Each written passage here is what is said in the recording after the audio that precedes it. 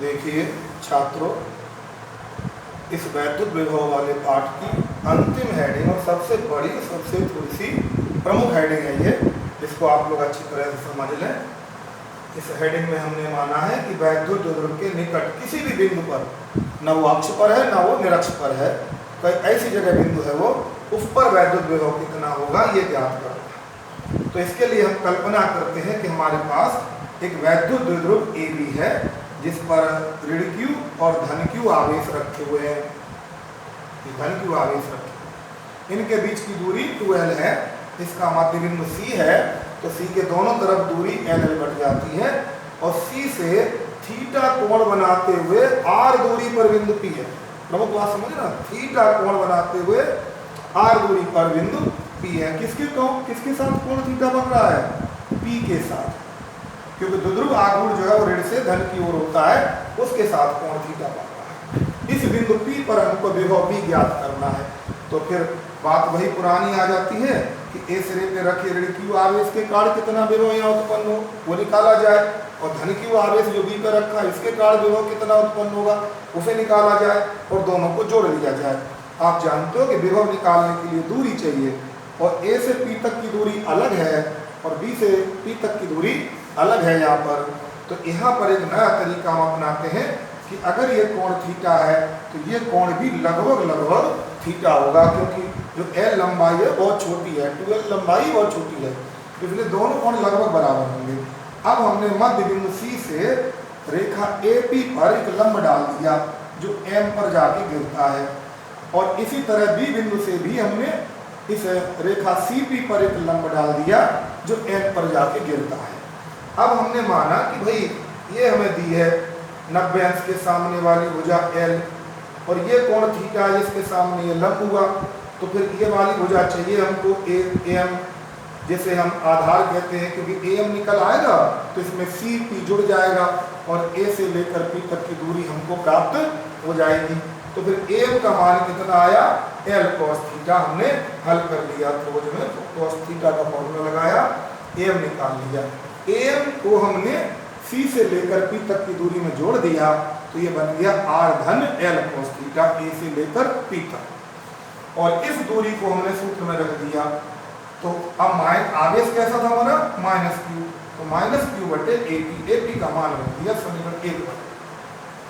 इसी तरह बात करते हैं कि भाई B पे रखे आवेश के कारण, तो यहाँ से यहाँ तक की दूरी चाहिए। अब आप देख रहे हैं यहाँ से लंब डाल दिया हमने, तो ये वाली दूरियाँ ये दोनों लगभग बराबर होंगी, और जब बराबर होंगी तो हम N से P तक ज्ञात कर लेते हैं पहले। अब N से P चाहिए तो N और C कम करना पड़ेगा, तो ये Cn कितना है?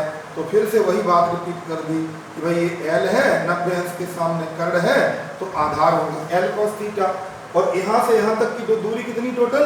R, तो R में से इसे कम कर दिया, तो ये दूरी आ गई हमारी R minus L cos theta, जो बराबर है BP के, और समीकरण 2 में रख दिया BP का मान, समीकरण 2 बन गया।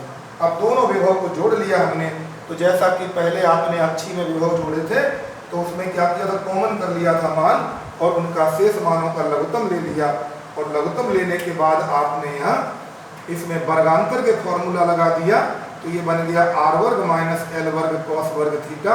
ऊपर कोष्टक खोल दिए, R से R कट गए, L cos थीटा 2 बार था तो इसमें 2 का गुणा हो गया, तो Q इधर से पहुंचा तो Q गुणा 2L cos थीटा बटे R वर्ग माइनस L वर्ग cos वर्ग थीटा। अब Q गुणा 2L को ही तो P कहते हैं हम लोग, और L is very less than R।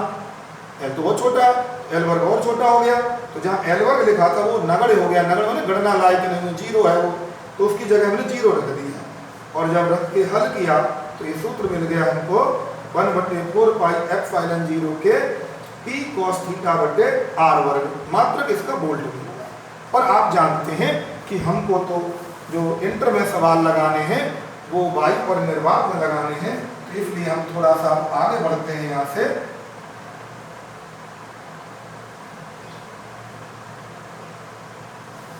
और ये लिखते हैं, मानते हैं कि वायु एवं निर्वात में k बराबर 1, इसलिए B बराबर 1/4 4 pi epsilon 0 into P cos theta बटे आर। ये समीकरण आ जाता है, मात्रक हमारा बोल्ड ही रहता है। अब प्रश्न आता है कि क्या इससे हम अक्षीय और निरक्षीय वाले फॉर्मूलों को प्राप्त कर सकते हैं, क्योंकि तो जर्नल स्थिति है। तो हमने लिया स्थिति फर्स्ट।